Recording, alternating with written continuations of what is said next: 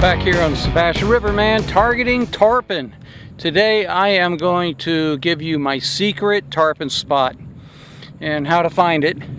And I've been casting a little jig head with a curly tail and great tarpon bait, but it's also a great bait to hook ladyfish. You're going to hook a lot of ladyfish, and I always take a ladyfish. I got one here now.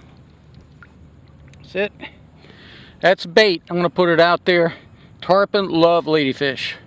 So do bull sharks, so do big snooks, so you never really know what you're going to get. But I'm going to put this ladyfish out and see if I can turn it into a big tarpon. If not, I'm still casting the jig. So if you're going to target tarpon in the Sebastian River, at daybreak, I would be fishing right there at the boat ramp at Del Wimborough. Put your kayak, your paddleboard, or if you got a boat, you put your boat in there. And sometimes you don't even need to start your engine. Just go out in the main channel, stop for a minute and watch. If you see the tarpon rolling, they are there. They will feed. I mean, you can go upriver or downriver from there and fish it. If you don't see any tarpon there, just move and move slowly. And realize sometimes they won't show right away, but that's one spot. Early morning is usually a very good spot to fish.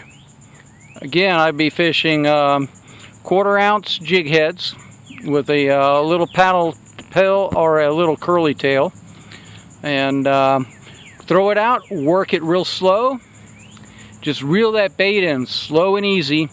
And when the tarpon hit, they don't hit like a snook or a redfish or anything like that. You feel this little thump, just a little, that's all it is a little thump. And what you do there is you just keep reeling, and if it comes tight, go ahead and jerk your rod, but don't give it a massive jerk like a bass fisherman. Little taps like you're nailing a tack into a wall. You take a tack, you hit it real hard with a hammer, chances are the tack's going to go flying. They got really hard mouths, so you want to just tap, tap, real sharp little hook sets. Do 1 or 2 or 3 of them, and you have a lot better chance of hooking these tarpon. So, and like I say, it's slow and easy. You'll see them rolling. You get excited, man. You start working those baits fast and everything else. They like it slow. And they like to see it right in front of them. So you see them rolling, look at what direction. If they're going to the right, cast in front of them, slow retrieve. Just let it sink a little bit and a slow retrieve. You feel that thump, you set the hook. Now I like to use jigs, and there's Usuri 3DS, the little ones. They work very good, but treble hooks will bend. I like to use a single hook. It's just, to me, it seems to be a lot better. Now, when you're fishing for these fish, chances are you're going to catch a ladyfish long before you catch a hook of tarpon. Now, I always have a rod set up with a live bait hook, like a 7/0 hook, and I will put that live ladyfish out, put it behind me, and it usually doesn't take 15 minutes or so before something will eat it.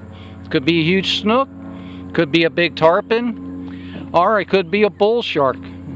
This river, Sebastian River, is full of bull sharks, and if you use live baits, chances are, you know, you're going to end up hooking up on 1 or 2 of these fish. They're a great fight. Great fight. Most of them are juveniles. You know, they're anywhere from 2 feet to 4 foot, and every once in a while you find a 6-footer in here, but nothing much bigger than that. So let's move on. Down to the North Fork. That's another area that I love to fish. I'll put in there Roseland Park, and I'm right at the North and South Forks. Generally, I don't see the tarpon rolling first thing in the morning. I'll get there at daybreak, and it's usually an hour or 2 after the sun comes up when those fish really start getting active and start rolling. But look for rolling fish. And just because they're not there now doesn't mean they won't be rolling in a half hour from now. So, you know, don't dismiss a spot. I like to spot around the power lines, from the railroad bridge to the power lines, and up the North Fork can be very good. It's just one of those things. You know, look for the rolling fish. You have to do your time. You got to spend, you know, just take it slow and easy. And that's the reason why I do most of my fishing off the paddleboard. I got no choice. I can't go fast anywhere. So I got to work this area whether I like it or not. I'm stuck here pretty much. You know, I can go up a few miles this way, a few miles that way. But and eventually I do find them, and I do find them rolling, and you know, they are a lot of fun. You don't need, you know, big heavy boat tackle. 3,000-4,000 series rod and reel are plenty for these fish. A big fish tarpon in here is 60 pounds is a big fish. A lot of them anywhere from 5 to 20 pounds is average. But you know, those 40 to 60 pounders, they're here too, and I love these fish. For a tarpon, I mean, I take one of those over 150 pounder any day. It's a lot of fun. Great fish. Sebastian River is a great place to do it. Like I say, this whole area is slow speed only, you know, for the power boats. So you don't have that many power boats in here. You don't have the wave runners running through here, tearing the place up. So it's a great place to paddle, you know, paddle fish. Or if you got a boat, you just want to take it easy. If it's a windy day like it is today, it's a great place to go hang out. So, secret spot for tarpon? Only the tarpon really know.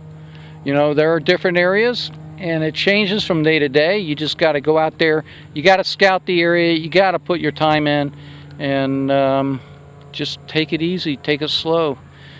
Don't get too excited, and yeah, you might catch a tarpon. So that's my tip on Sebastian River tarpon. This is Pete Hink. Till next time, we'll see you.